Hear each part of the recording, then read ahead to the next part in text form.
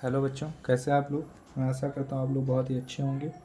बच्चों, जैसा कि आप लोगों ने थंबनेल में देखा ही होगा कि हम लोग क्लास 9 साइंस का चैप्टर फर्स्ट हमारे आसपास के पदार्थ के बारे में अध्ययन कर रहे थे, जिसमें हम लोगों ने पिछली क्लास में किसके बारे में पढ़ा था।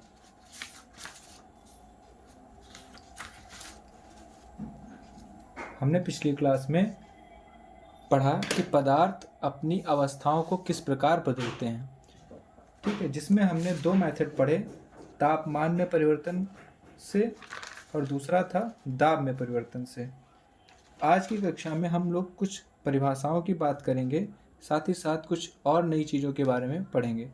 तो पहली परिभाषा है हमारी हिमांक। हिमांक क्या होता है? हिमांक आप लोगों को पता ही है, देखो दो शब्दों से मिलकर बना हिम, ठीक, जिसमें एक शब्द है हिम। हिम का मतलब क्या होता है? बर्फ। ठीक है, मतलब किसी भी द्रव का वह तापमान जिस पर कोई भी चीज़ क्या हो, जमने लग जाए। किसी भी पदार्थ का किसी भी पदार्थ को दिया गया वह तापमान, या किसी भी द्रव को दिया गया वह तापमान जिस पर वह जमने लग जाए, उसी को क्या बोलते हैं? हिमांक बोलते हैं। ये तो सिंपल लैंग्वेज में हो गई। अब जो हमने डेफिनेशन हमने पढ़नी है वो ये है, किसी द्रव का वह तापमान जिस पर वह वायुमंडलीय दाब पर अपनी अवस्था को तरल से ठोस में बदलता है। मतलब वायुमंडलीय दाब मतलब नॉर्मल टेम्परेचर पर। ठीक है, किसी पदार्थ को हम एक तापमान दे रहे हैं और जो वायुमंडलीय दाब है वहाँ पर वो नॉर्मल है। ठीक है, तो उस कंडीशन में जो द्रव होता है वो ठोस में अगर बदल जाए तो उसी को हम लोग क्या कह देंगे? हिमांक कह देंगे। ठीक है, तो ये तो हो गई बात हिमांक की। इसके बाद में सेकंड है हमारा क्वथनांक। क्वथनांक क्या होता है?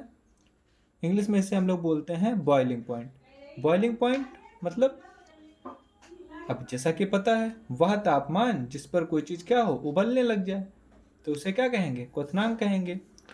तो डेफिनेशन हमारी क्या? वह तापमान जिस पर द्रव का वाष्प दाब द्रव के वातावरण के वायुमंडलीय दाब के बराबर हो जाता है। मतलब कि वह तापमान जिसमें जो हमारा द्रव है उसका जो तापमान है वो वायुमंडलीय दाब के बराबर हो जाए। ठीक है, वायुमंडलीय दाब के बराबर हो जाए। अब जब कोई चीज़ उबलती है तो धीरे धीरे क्या होती है? वाष्प बनने लगती है। तो वही तापमान ही हमारा क्या कहलाता है? क्वथनांक कहलाता है। ठीक, मतलब ऐसा टेम्परेचर जिस पर पहुंचते ही हमारा जो द्रव है वो वाष्प में बदलने लगे, उसे हम लोग बोलते हैं क्वथनांक। गलनांक के बारे में हम लोग पहले ही पढ़ चुके हैं, तो उसके बारे में हम लोग चर्चा नहीं करेंगे। तो दो डेफिनेशन आप लोगों ने अभी पढ़ी, एक हिमांक और एक क्वथनांक। अब हम लोग बात करेंगे एक नए पॉइंट की, जिसे हम लोग बोलते हैं गुप्त ऊष्मा। गुप्त ऊष्मा क्या है? चलिए इसके बारे में जानते हैं। गुप्त ऊष्मा क्या होती है? गुप्त ऊष्मा क्या होती है? जब किसी पदार्थ की भौतिक अवस्था में हमें परिवर्तन करना होता है तो उस समय जो हम लोग ऊष्मीय ऊर्जा यूज करते हैं उसी को हम लोग गुप्त ऊष्मा कहते हैं। बात समझ आई? किसी भी पदार्थ की, हम लोगों ने पढ़ा था कि पदार्थ की अवस्था को कैसे परिवर्तित किया जा सकता है? ऊष्मा दे करके। तो किसी भी पदार्थ की अगर हमें भौतिक अवस्था को बदलना है, उसके लिए जिस ऊष्मा का हम लोग यूज करेंगे वही क्या कहलाएगी? गुप्त ऊष्मा कहलाएगी। अब गुप्त ऊष्मा के बारे में आप लोग एक बात और जान लें कि जैसे कोई पदार्थ है, मान लो ये एक बर्फ का टुकड़ा है, इसे हम लोगों ने नीचे से हीट दी, ये क्या होगा? धीरे धीरे क्या होगा? गलना शुरू करेगा। जब तक ये पूरी तरीके से गल नहीं जाएगा, पानी में नहीं बदल जाएगा, तब तक इसका टेम्परेचर बदलेगा नहीं। आप लोग इस चीज़ को ट्राई कर सकते हैं। बर्फ़ को आप गर्म करिए, ठीक, उसका टेम्परेचर रीड करिए, आप लोग पाएंगे जब तक वो पूरी तरीके से गल नहीं जाएगा तब तक उस कंडीशन तक इसका तापमान समान रहेगा। ठीक है, जब ये पूरी तरीके से गल जाएगा, ठीक है, उसके तुरंत बाद इसका तापमान बदलने लगेगा। ठीक है, गलने के बाद में जो तापमान, जस्ट बाद में जो तापमान होता है वो हमारा होता है गुप्त ऊष्मा। ठीक है, बात समझ में आई? चलिए, तो गुप्त ऊष्मा समझ में आएगी। अब ये देखो, पदार्थ की भौतिक अवस्था में हम लोगों ने पढ़ा था 2 तरीके से परिवर्तन होता है। कैसे? एक तो ठोस से गैस, ठोस से द्रव, और फिर द्रव से गैस। ठीक है, तो हमने जब 2 तरीके से हमने इस चीज़ को पढ़ा है, तो गुप्त ऊष्माएं भी 2 प्रकार की होती हैं। गुप्त ऊष्मा कितने प्रकार की हो जाएंगी? 2 प्रकार की।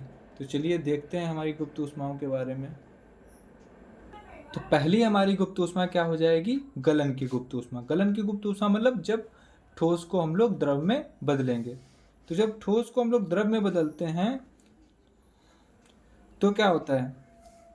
ठीक, तो जब ठोस पदार्थ को द्रव में बिना ताप बदले परिवर्तित किया जाता है, ठीक है, मतलब वह ऊष्मा जो पदार्थ को ठोस से द्रव में बदले और तापमान भी ना बदले, तो उसे हम लोग बोलते हैं गलन की गुप्त ऊष्मा।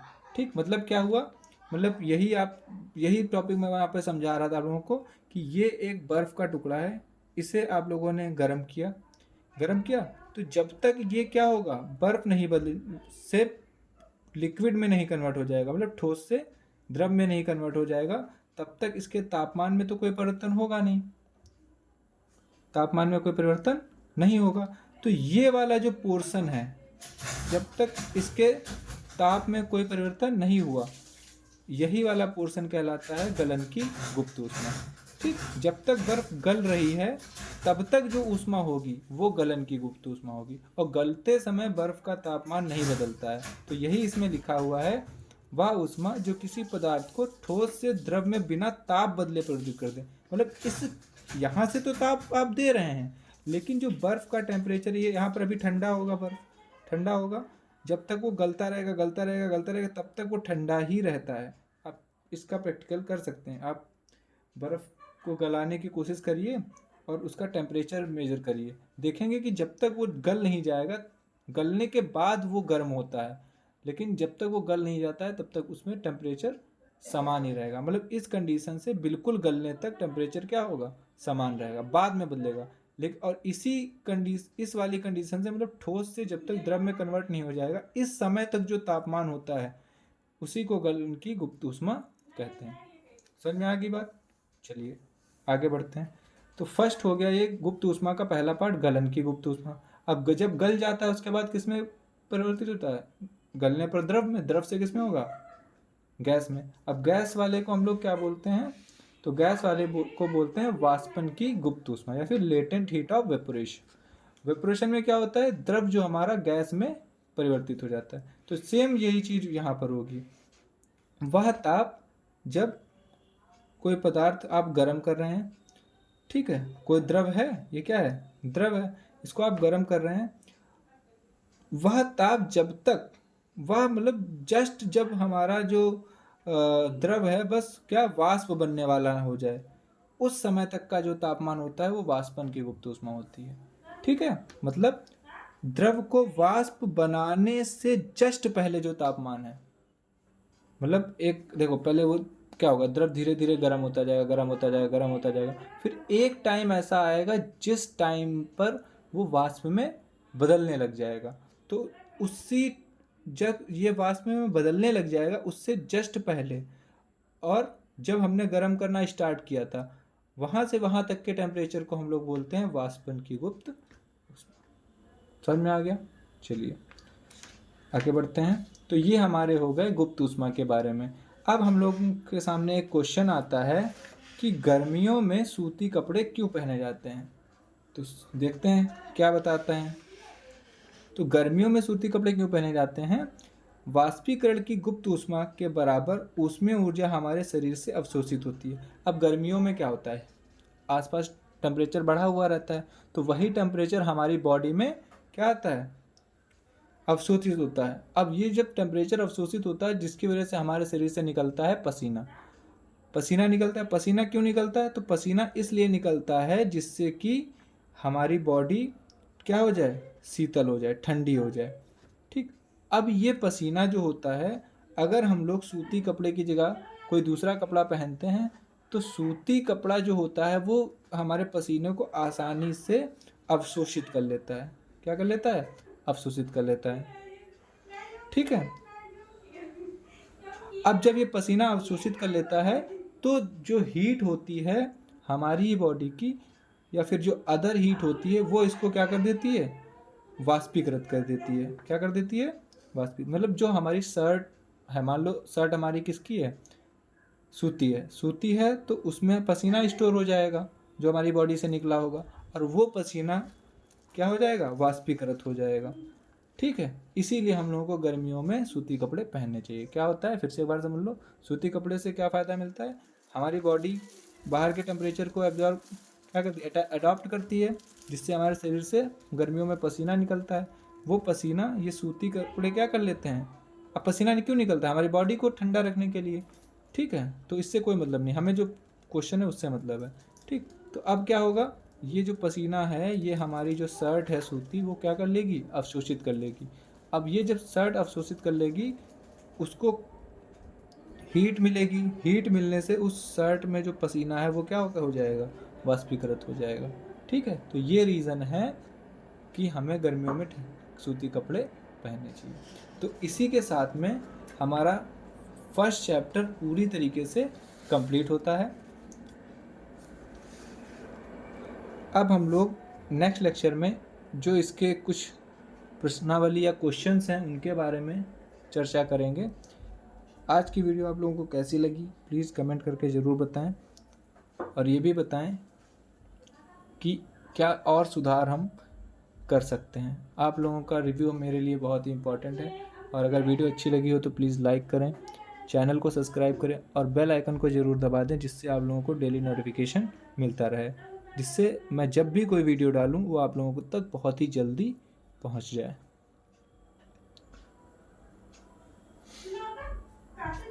चलिए मिलते हैं नेक्स्ट वीडियो में, तब तक के लिए जय हिंद।